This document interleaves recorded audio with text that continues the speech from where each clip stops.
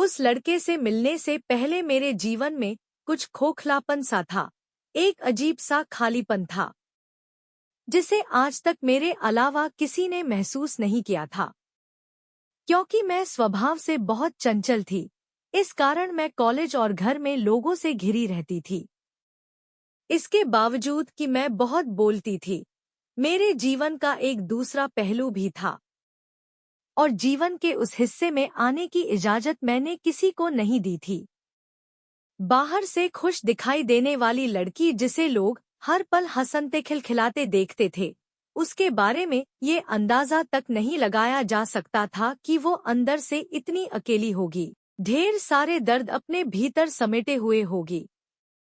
मैंने अपने आसपास एक घेरा सा बना लिया था।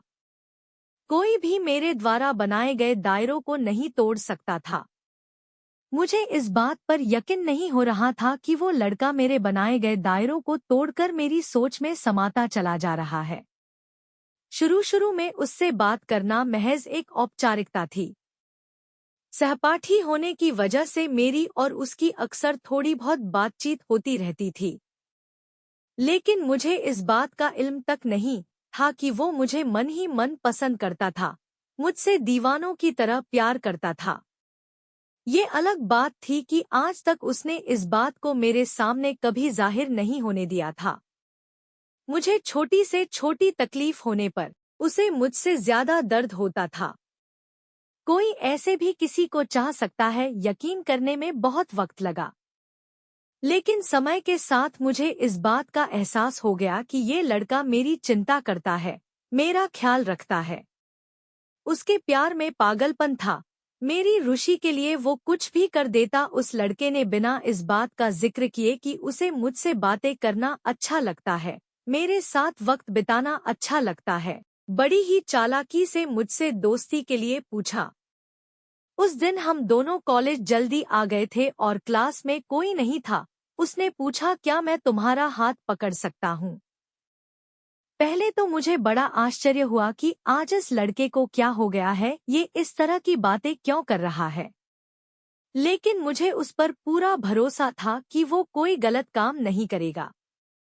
उसकी आंखों में सच्चाई थी और ये बात मैं साफ साफ देख सकती थी। उसने इतनी ऑनेस्टली मेरा हाथ मांगा कि मैं उसे मना नहीं कर पाई और मैंने उसे अपना हाथ दे दिया।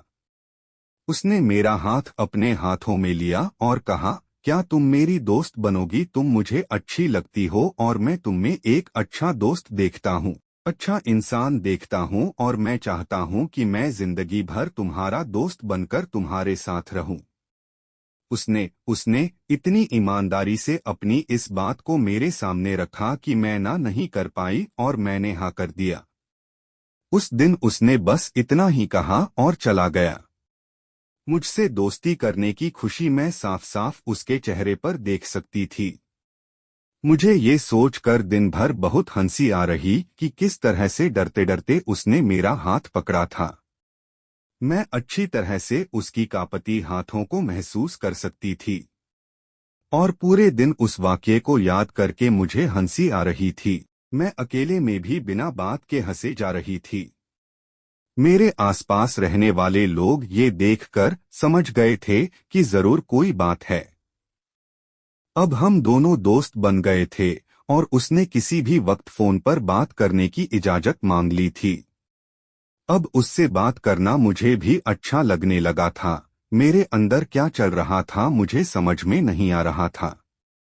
क्यों मैं उसके फोन का इंतजार करने लगी थी? क्यों मैं उसकी ओर खींची चली जा रही थी? शायद उससे अपनी बातें शेयर करना मुझे अच्छा लगने लगा था। जब भी मैं उदास होती किसी को पता चले ना चले उसे पता चल जाता था और वह मेरी उदासी को दूर करने का हर संभव प्रयास करता था। एक दिन उसने मुझसे आई लव यू कहा।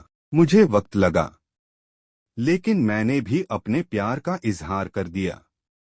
मेरे हर जन्मदिन पर मुझसे ज्यादा खुश होना, मेरे ऊपर हजारों रुपए मना करने के बावजूद खर्च कर देना, वो दीवाना था मेरा। उसने भी मुझे अपना दीवाना बना लिया था। बाइक पर अक्सर घूमने निकल जाना, कॉलेज बंक करके फिल्म देखने जाना, ये सब हमें अच्छा लगने लगा था। उसकी पूरी दुनिया बन गई थी। मैं मेरी पूजा करता था, वो मेरे लिए किसी से पंगा लेने से पहले बिल्कुल नहीं सोचता था। वो दिन तेजी से बीतने लगे, हम दोनों दुनिया को भूल चुके थे। प्यार के उस दौर ने हम दोनों को भीतर से बदल दिया था। हमने प्यार की ढेरों कस्में खाई और ढेरों वादे किए। वक्त ने करवट लिया।